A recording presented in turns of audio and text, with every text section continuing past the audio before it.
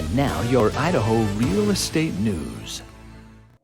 In a seller's market, buyers start to get creative to find ways to help their offer stand out among all the others. With that, what is the latest trend? Love letters. This is Mike Johnston, contributing editor for the Idaho Real Estate News. This week, we are going to address love letters and point out some of the unthought of or some of the problems that may occur when a buyer and or a real estate practitioner participate in using them. To begin, let's talk a bit more about what a love letter is. According to a recent article put out by the Real Estate Buyers Agent Council in December of 2020, entitled The Lowdown on Love Letters, they ask, what constitutes a love letter? They say, handwritten notes are most common. However, any form of communication that contains an appeal from a buyer to a seller could generate fair housing concerns. This includes all types of written messages, plus photos and videos.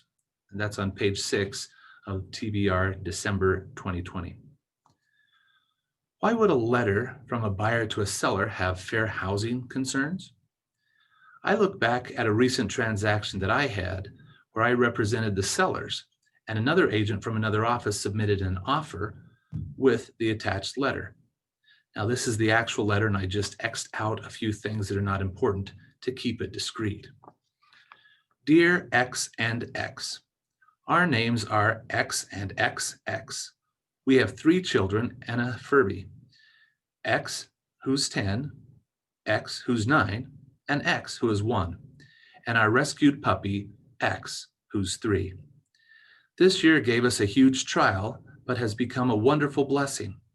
Our daughter, X, has been struggling for years with her health, while doctors were unable to find the cause.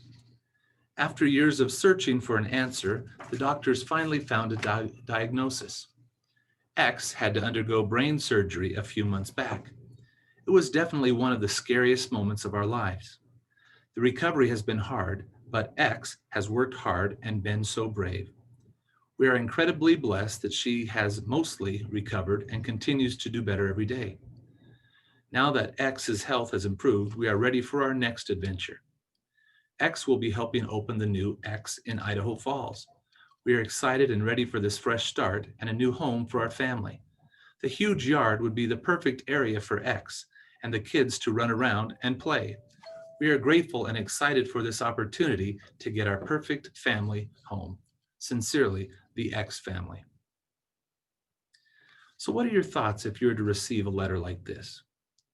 If you had several offers presented to you and you had to make a decision, would this, quote, love letter, end quote, sway you to choose them over another competing offer?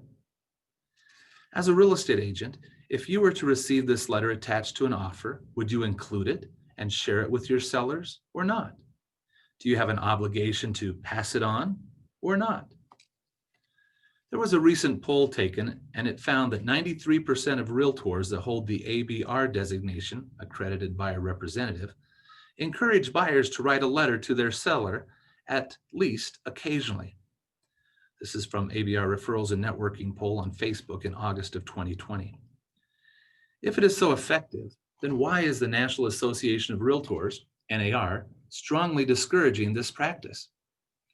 The National Association of Realtors says that it can lead to implicit bias and potential fair housing violations. If a licensee participates in passing the letter on, they too, as a party to the transaction, can be named in a fair housing complaint. If your buyer insists on submitting a letter, or they say they will do so behind your back, insist that they ask an attorney to review it. This extra step might assist them in learning why it may not be such a good idea, as well as addressing your concern that they need another professional to give them legal advice. Here are some fair housing facts as provided by the National Association of Realtors. Purchase offers accepted on any basis beyond price, terms, and merit might violate fair housing laws. Buyer love letters can be subpoenaed and used as evidence, even if confidentiality agreements are in place. It doesn't matter if a buyer or seller had no discriminatory intent. Sellers, listing agents, buyers, and buyer's agents can all be charged.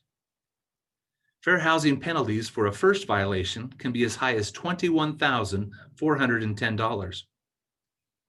Defending a case involves substantial legal fees. The cost to an agent's professional reputation can be severe, even if charges are dropped. So what should you do the next time you're presented with the situation I was in? Present the letter to your sellers or not? What if my buyers want to include one with their offer? What should I do? Encourage them or discourage them? This has been another segment of Idaho Real Estate News. If you found this useful, please share it with others.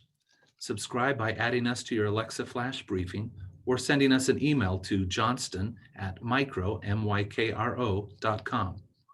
Subscribe to our YouTube channel for some insights on forms and other real estate topics. For Idaho Real Estate News, I'm Mike Johnston. Idaho Real Estate News is updated weekly.